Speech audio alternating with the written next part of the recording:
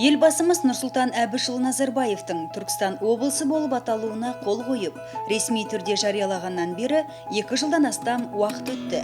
Жаңа облыста тіктеп келе жатқан зәулім ғимараттармен бірге полиция департаменті де күн санап қылмысты азайту үшін нық қадаммен алға жылжып келеді.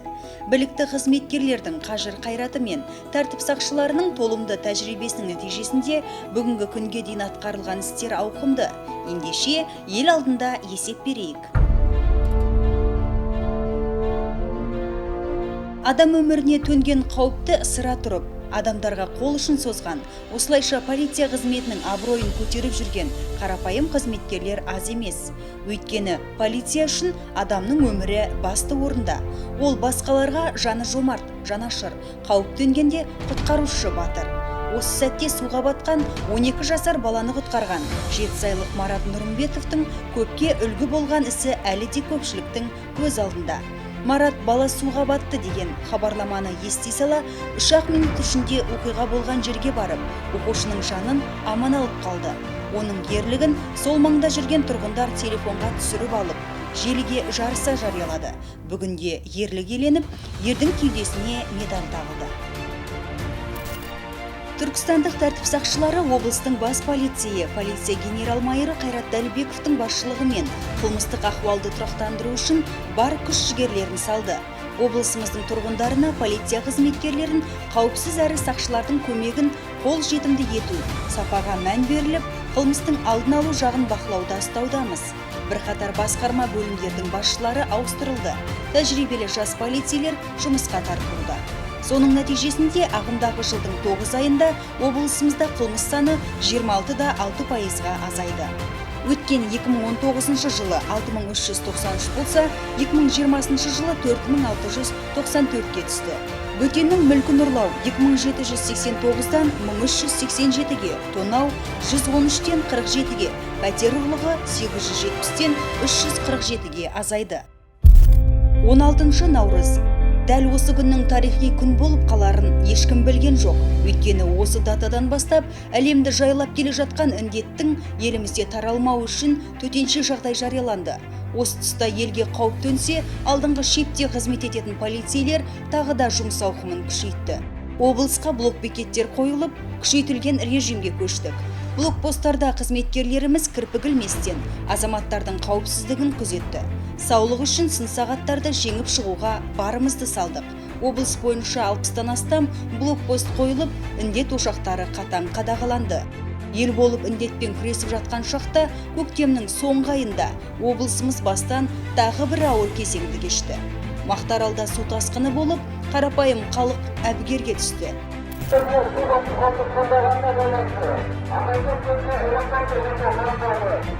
Өз кезегінде полиция қызметкерлері қырағылық танытып, құтқарушылармен бір деңгейде қызмет етті. Полиция қызметкерлері 14,5 мыңнан астам адамды су басу қаупіне байланысты кент аумағынан көшіруге көмектесті. Қоғамдық қауіпсіздікті сақтау үшін 303 қызметкер, 59 техника құралдары жұмылдырылды. Тәулік бойында 2 ауысымда қызмет атқарылды.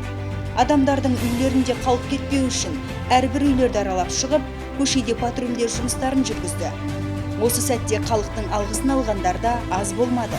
Атсалысқан облыстық ішкі істер департаментінің қызметкерлері, аудандық ішкі істер департаментінің қызметкерлері өте көп көңіл беріп, бұл жерде қызмет, күндіз-түні қызмет қылып жатыр.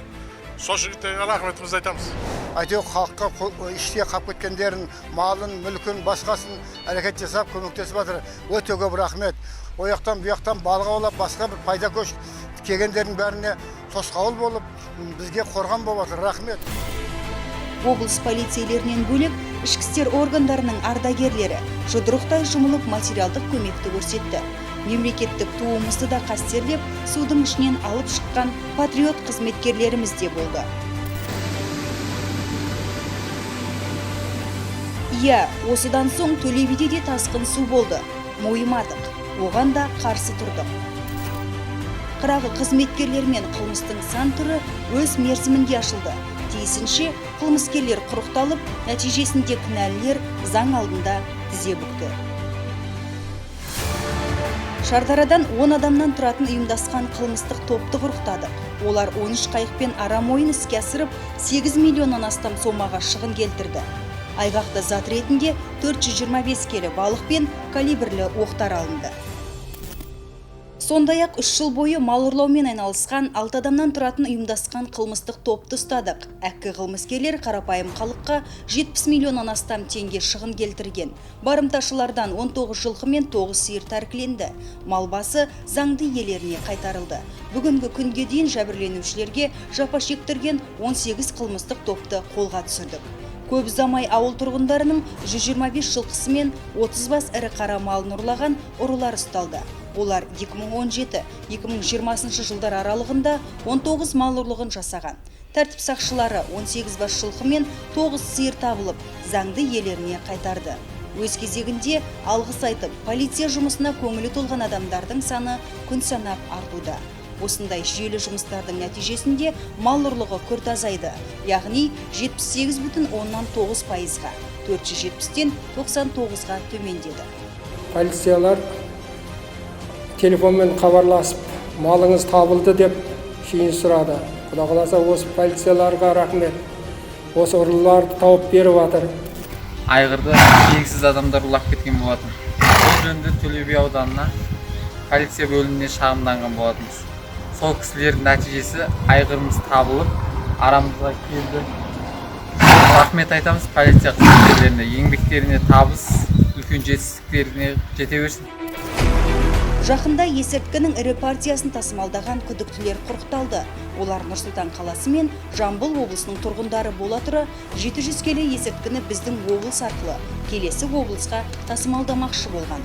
Алайда біздің қырағы қызметкерлердің табанды еңбегінің нәтижесінде олар бірден ұсталды. Олардан 650 келіден асатын кептірілген марихуана мен 48 келіге жуық гашиш алынды. Жуырда ғана аса ауыр қылмыс жасаған, яғни 2 бірдей көлік жүргізушісін аяусыз өлтіріп, бір жәбірленушіні тонап кеткен қаскөйлер ұсталды. Олар бұрын бірнеше рет сотталған Түркістан облысы мен Шымкент қаласының тұрғындары. 4-еуі де жас жігіттер. Облыстық криминалдық полиция қызметкерлерінің қырандай қырағылығының арқасында бұл қылмыста өз шешімін тапты.